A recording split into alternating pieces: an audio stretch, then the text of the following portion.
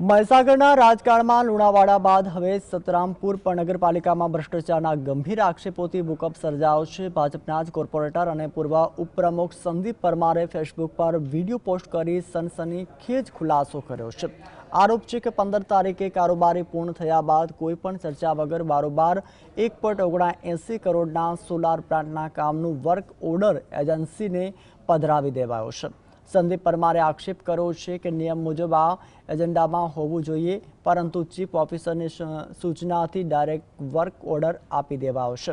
હાલ chief officer રજા પર હોવાનું સામે આવ્યું છે અને આ બારોબાર વહીવટ સામે હવે તેઓ આરસીએમ કચેરીમાં પણ રજૂઆત કરવાની પણ તૈયારી દર્શાવી છે।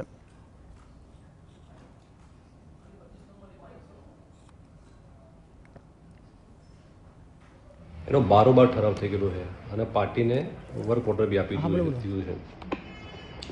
સોલરની કિંમત છે 1,79,00,000ની આજુબાજુની કિંમત છે। હવે બારોબાર ઠરાવ બી થઈ ગયો છે અને બારોબાર એને વર્ક ઓર્ડર બી આપી દીધો છે। એટલે મેં કીધું ડાયરેક્ટ આપી તો કારોબારીમાં તો વસ્તુ આવી નથી, તમે બારોબાર કેવી રીતના તમે ઠરાવ કરીને આપણે વર્ક ઓર્ડર આપી દીધો છે।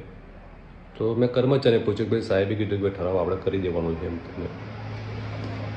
સાહેબ તો રૂબરૂ મને મળ્યા નથી, સાહેબ હમણાં રજા પર છે।